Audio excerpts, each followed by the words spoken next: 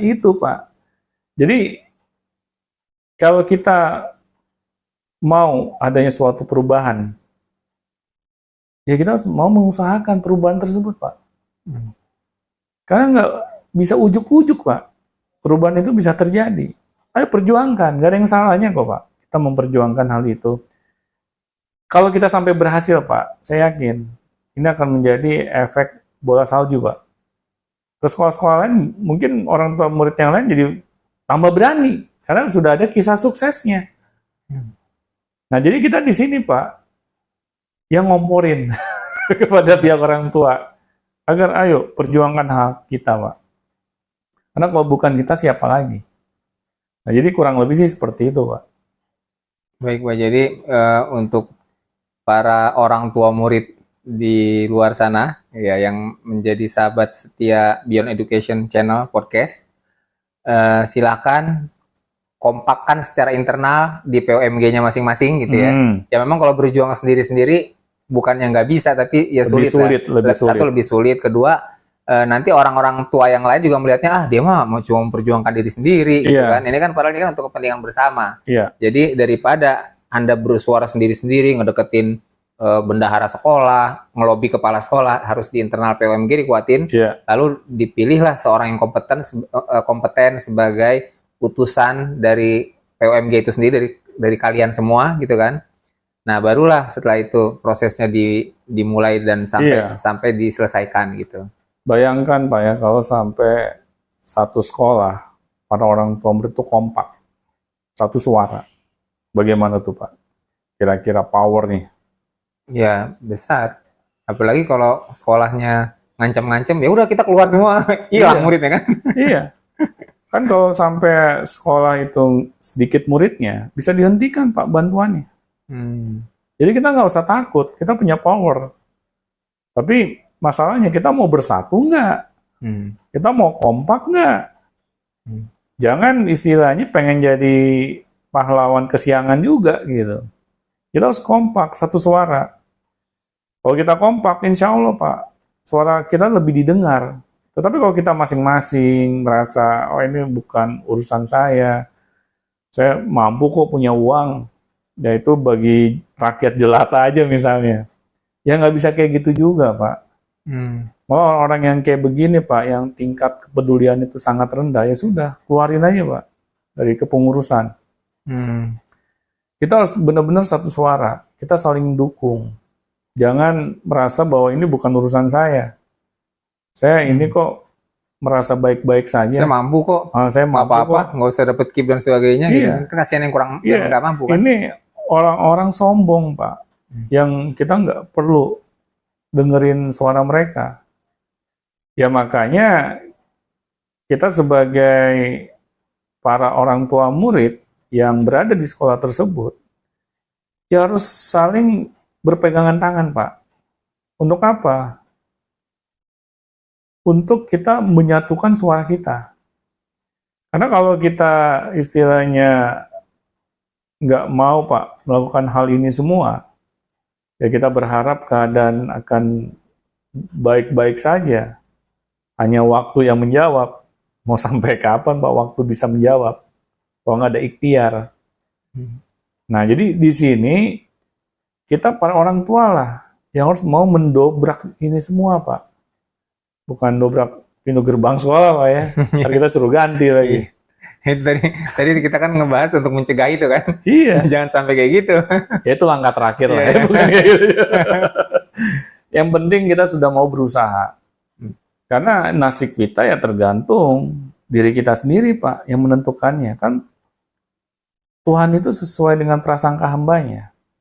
Kita nggak bisa cuma berdoa saja, tetapi kita nggak berikhtiar.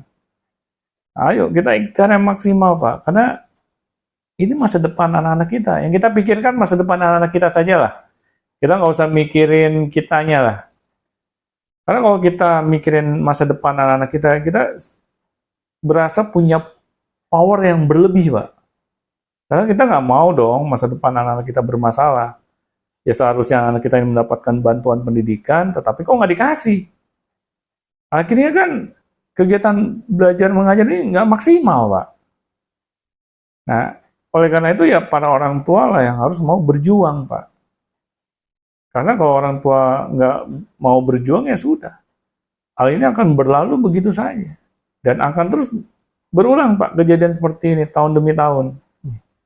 Ya, kalau misalnya kita senang-senang aja dengan keadaan saat ini, ya udah biarkan aja, Pak.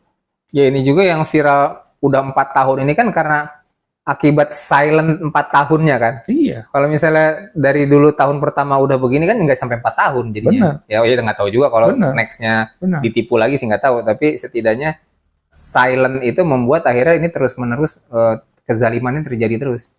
Iya, kalau silence itu membawa dampak kebaikan ya nggak apa-apa, Pak. Kita semuanya silence. Tapi kalau silence itu nggak memberikan dampak kebaikan, ya kenapa kita mau silence terus? Ya. Jadi kita coba cari mana nih yang paling banyak manfaatnya dibandingkan mudaratnya.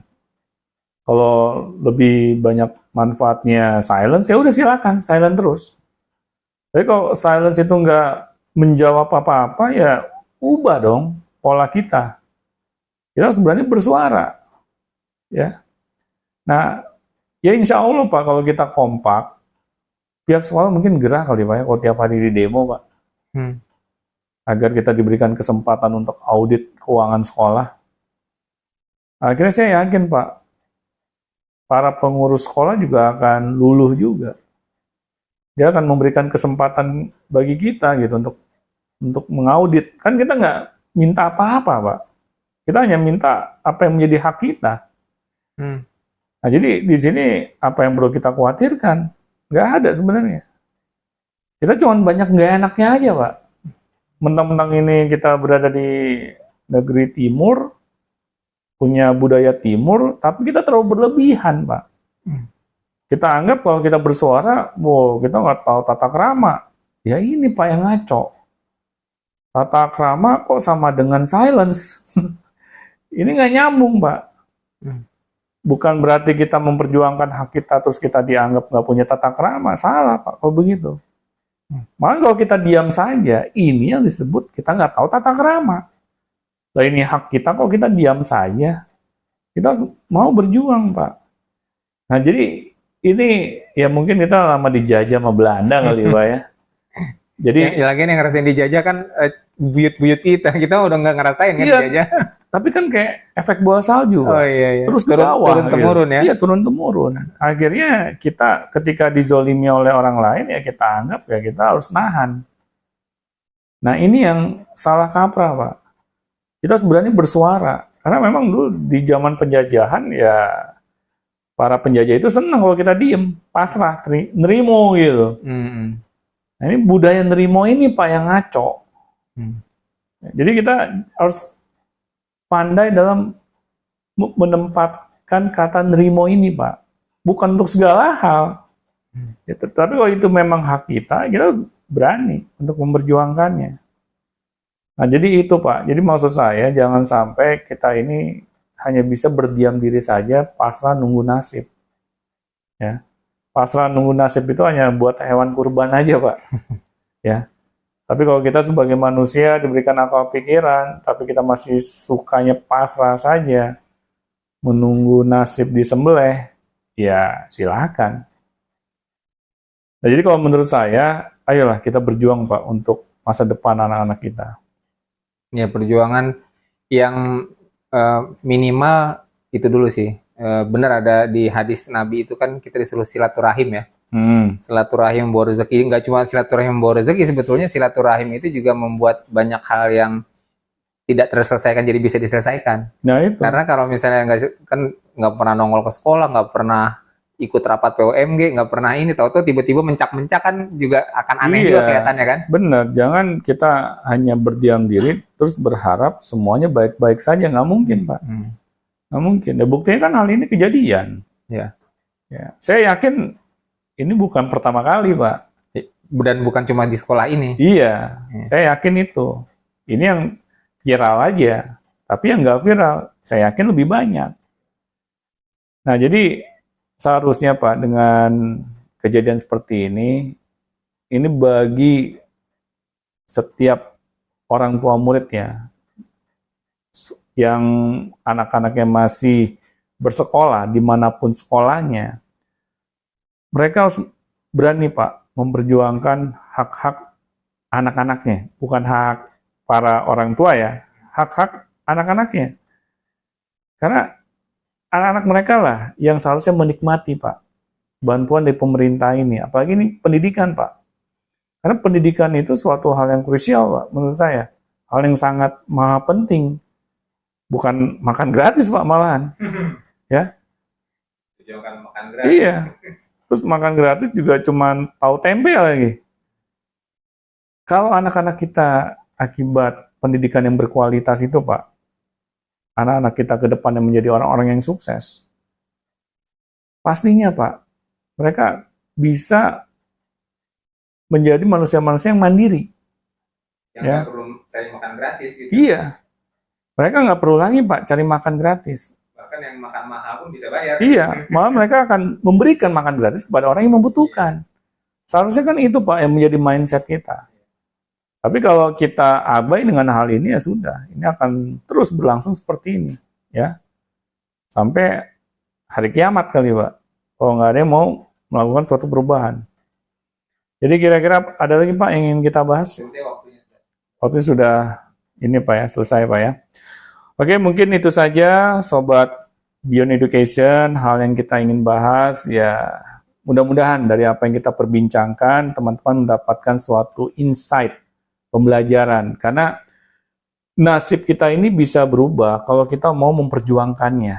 Jadi nggak ada tuh istilah makan gratis ya. Yang ada kita mau berjuang. Apalagi yang kita perjuangkan ini ya sangat layak untuk kita perjuangkan. Hal ini demi anak-anak kita loh, bukan untuk diri kita. Jadi kalau kita berharap masa depan yang terbaik untuk anak-anak kita, marilah para orang tua kompak untuk mau berjuang bersama-sama. Mungkin itu saja yang bisa kita bahas. Moga-moga bermanfaat. Assalamualaikum warahmatullahi wabarakatuh.